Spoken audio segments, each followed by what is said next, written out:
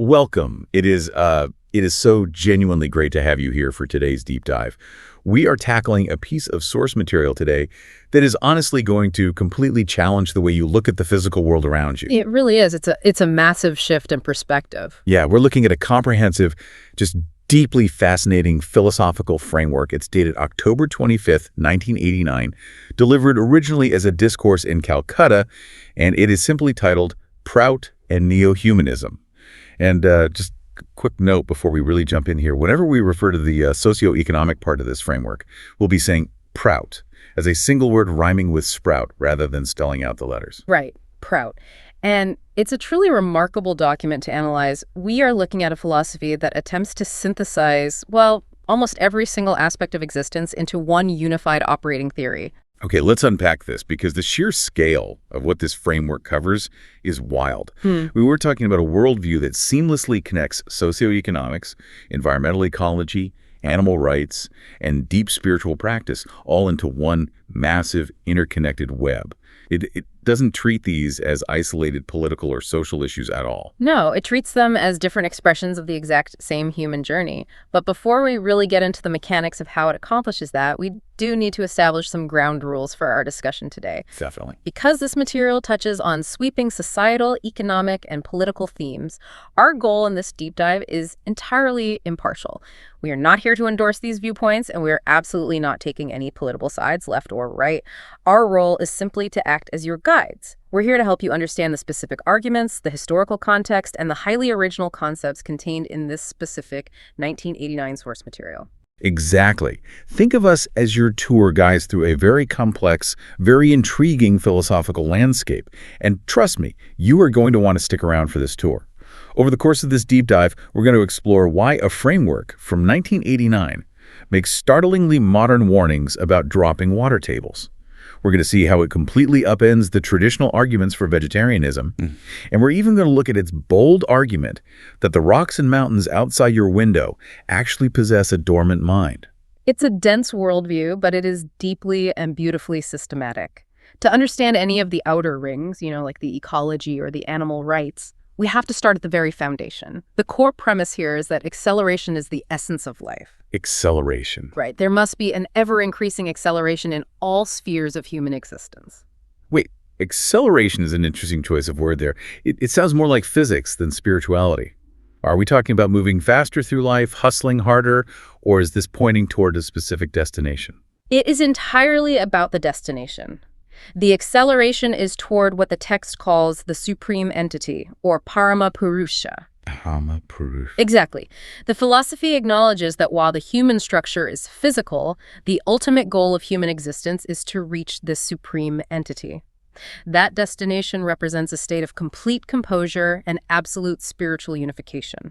It's the ultimate endpoint of this cosmic acceleration. But how does a person actually get there? I mean, complete spiritual unification sounds amazing, but it's not exactly something you can just map out on a weekend retreat. What is the actual mechanism for this acceleration? That is exactly what this material attempts to provide, the map. It breaks down the approach to salvation into a threefold path. And the absolute key here is that these three paths must be kept in perfect balance, equipoise, and equilibrium. You cannot just focus on one and expect to reach the destination. All right, lay out this triad for us. What are the three paths? First, you have PROUT. PROUT is defined as the socio-economic approach. Second, you have Neohumanism, which is the psycho-intellectual approach. And third, you have spiritual practice, which is the spirituational approach. These three must move together. I think we need a visual here. For someone listening right now dealing with their own daily life, how do we picture these three distinct approaches actually working together? The author provides a really powerful analogy for this, borrowing from older traditions. It asks you to imagine the bird of Tantra flying toward the supreme entity. In traditional Tantra, you have two wings, Nigama and Agama.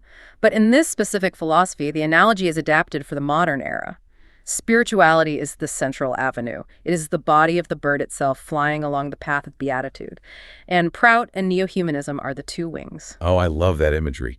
So you have the central spiritual drive, the body of the bird, but you literally cannot fly without the socio-economic wing of PROUT and the psycho-intellectual wing of Neo-humanism flapping in unison.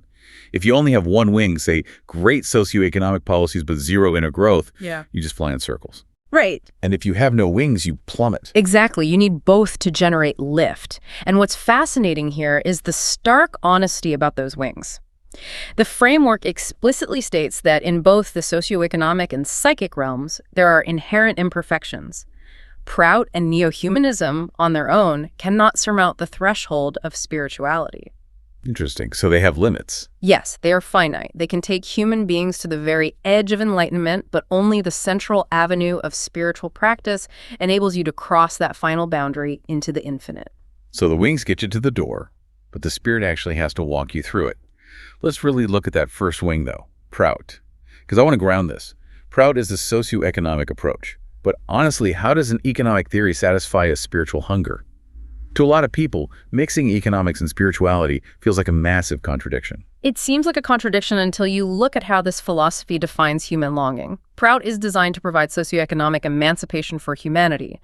The text uses a very specific word here, pabula, which means sustenance or food. Pabula. Neo-humanistic ideas give human beings the intellectual impetus to move forward. They create a deep longing in the mind for a better world. PROUT is the machinery that actually supplies the practical pabula, the real-world sustenance, to satisfy that longing. Okay, but I'm still stuck on the mechanics. How does a socioeconomic system accelerate someone toward the supreme entity? By removing the artificial speed bumps, it satisfies spiritual hunger by eradicating societal disparities. The argument is that if society is fundamentally unequal, if people are starving or oppressed, human beings cannot properly accelerate. They're too bogged down by survival. The material uses the specific historical example of the caste system to illustrate this. The social disparity between upper and lower castes. Precisely. To remove this massive disparity, the caste system itself must be entirely eradicated. Fixing these types of artificial distinctions falls entirely within the jurisdiction of PROUT. So essentially, if someone is crushed by a rigged social hierarchy, they literally do not have the bandwidth to ponder the supreme entity. PROUT clears the runway. It ensures everyone has the material and social baseline required to even begin the spiritual journey. That is the perfect way to phrase it. PROUT gets its spirit, its stamina, and its inspiration from neo-humanism, and it translates those lofty ideas into practical, real-world action that lifts up the marginalized. Which brings us perfectly to that second wing. And here's where it gets really interesting. Neo-humanism. Because when we hear the word humanism today, we naturally think it's all about us, humans, putting human needs at the center of the universe. But this framework blows the doors completely off that definition. It truly does. Neo-humanism requires humans to radically expand their jurisdiction of empathy and service. It doesn't stop at the edge of human society. There's a strict hierarchy of service outlined here. Human beings must first serve humans, yes, but then they must extend that exact same service to animals, then to plants, and finally, they must extend it to the inanimate world. Okay, I have to pause you there. Expanding empathy to animals and plants makes logical sense to me. We understand biological ecosystems, but the inanimate world, serving a rock, it doesn't breathe, it doesn't feel pain. How does this philosophy justify treating a mountain or a river like an entity that requires service? This is perhaps one of the most striking and challenging concepts in the entire source material. The philosophy argues that the non-living world actually possesses a mind. However, that mind is deeply dormant.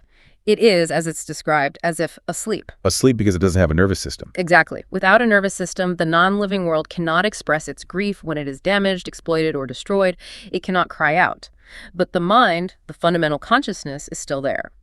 Therefore, to protect the inanimate world, human beings are absolutely mandated to conserve and properly utilize all natural resources.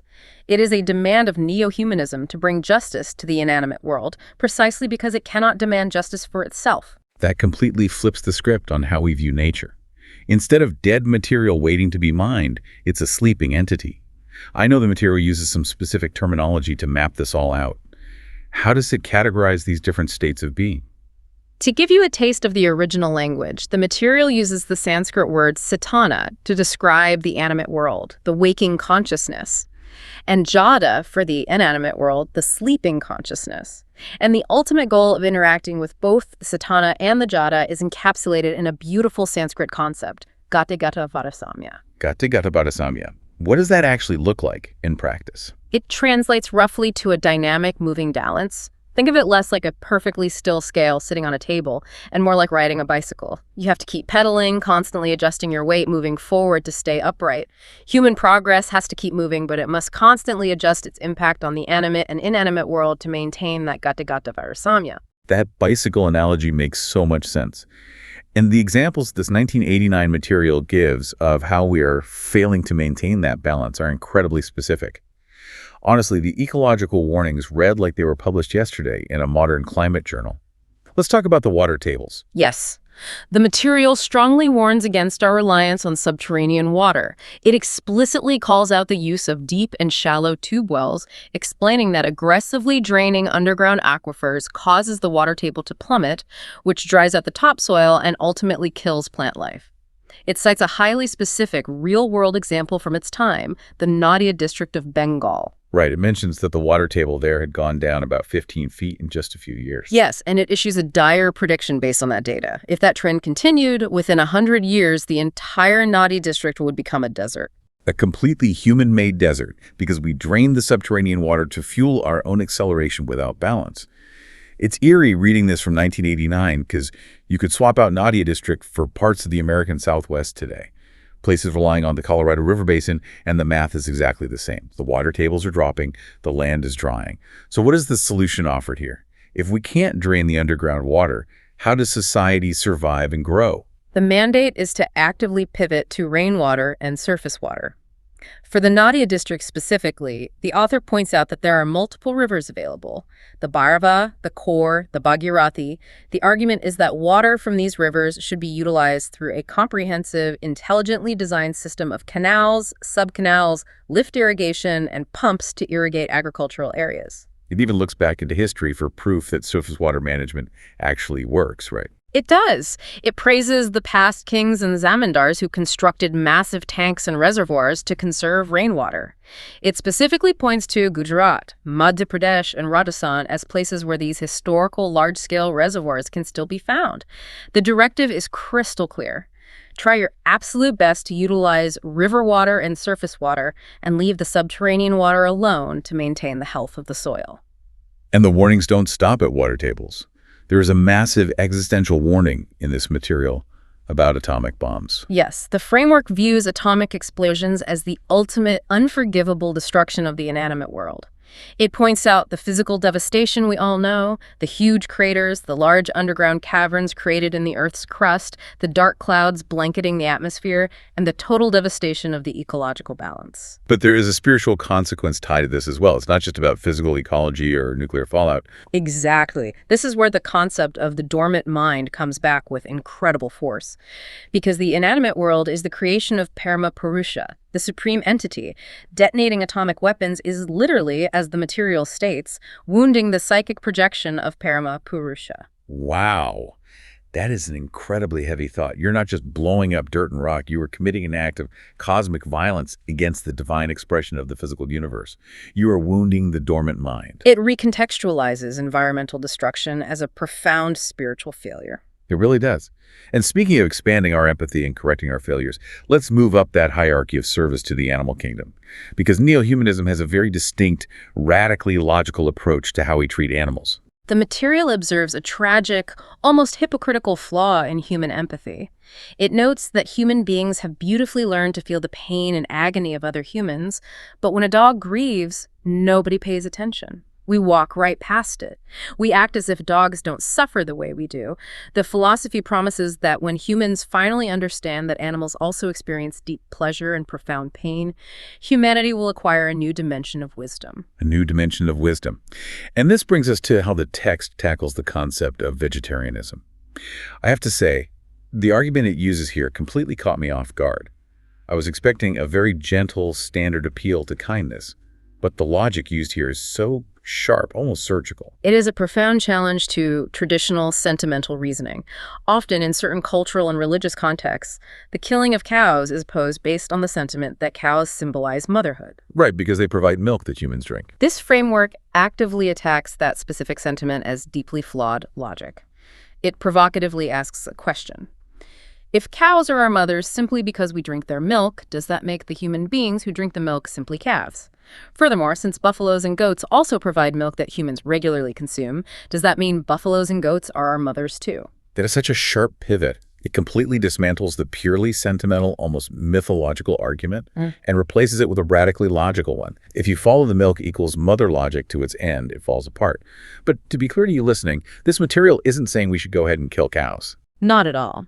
It vehemently demands that the slaughter of cows, buffaloes, and goats must be stopped immediately. But the crucial distinction is the reason why.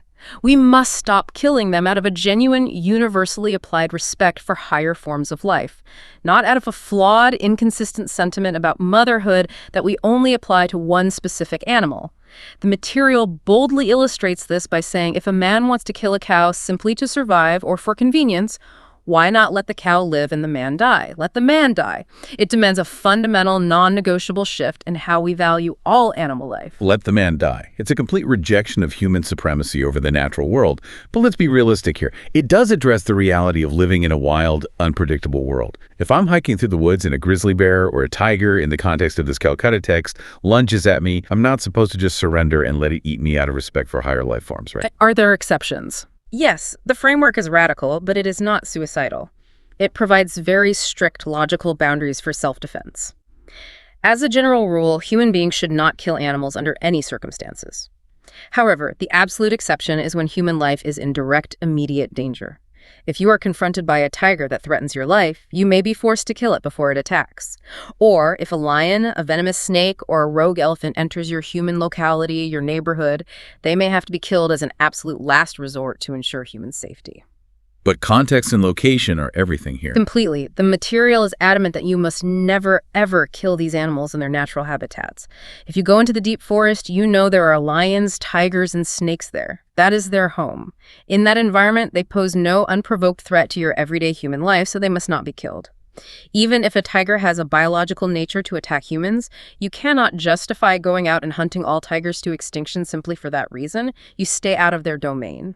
And it actually flips the responsibility even further. It's not just about not killing them. It is a proactive human duty to build sanctuaries for dying and endangered species. Yeah. That is the practical translation of neo-humanism into the real world. Precisely. And remember our triad. It is the duty of PROUT to fund and organize the translation of those neo-humanist ideas into practical life. That is the socio-economic wing flapping to support the intellectual wing, building sanctuaries, stopping mass slaughter, conserving the dormant, inanimate world. These are the tangible actions that elevate the standard of human beings so they can render more service and continue their acceleration toward the supreme entity. Okay, let's unpack this. So what does this all mean? We started today with a 1989 philosophical discourse from Calcutta, and we have journeyed through an incredibly dense, sweeping tapestry. We've talked about the tantric bird needing the wings of socioeconomics and psycho-intellectualism just to reach the threshold of the spirit. We've looked at the very real-world warnings about the water tables in the Nadia district turning into deserts, warnings that echo loudly in the American Southwest today. We've unpacked the profound idea that the rocks and rivers around us possess a dormant mind, and we've explored a radically logical defense of animal life that rejects easy sentimentality for genuine, hard-won respect. If we connect this to the bigger picture, this source material is really challenging us to look at our daily environment with entirely new eyes. It demands that you view the physical world not as a dead, infinite resource waiting to be mined and exploited for human gain, but as a slumbering entity. An entity that requires active, dynamic balance, that gatigara barasamya. It requires deep care and responsible stewardship. The balance amongst PROUT, Neo-humanism, and spiritual practice is not just an abstract theory for monks. The framework insists it must be maintained by everyone in everyday life to elevate the very structure of human beings. It is a massive amount to process. And as we wrap up this deep dive, I want to leave you with a final thought to mull over on your own. It's something that isn't directly in this 1989 text, obviously, but it builds directly on its core concepts. A modern application of the dormant mind. Exactly. The material argues that inanimate objects, rocks, mountains, rivers, have a dormant mind that cannot express grief because they lack a nervous system. But look at the world we live in today. Look at the rapidly expanding digital and artificial infrastructures we are building all over the globe. Do our vast data servers, our incredibly complex algorithms, and our massive AI models exist in that exact same inanimate category? And if they do possess a dormant mind, as this philosophy suggests all non-living things do. What does neo-humanist balance and proper treatment actually look like for the digital ecosystems we are currently creating? It raises an incredibly important question about the limits of our empathy and our ultimate responsibility as creators in a modern, accelerating world. Something to think about the next time you interact with the digital world or even just look out your window at a mountain. Thank you so much for joining us on this deep dive. Keep questioning, keep exploring, and we will catch you next time.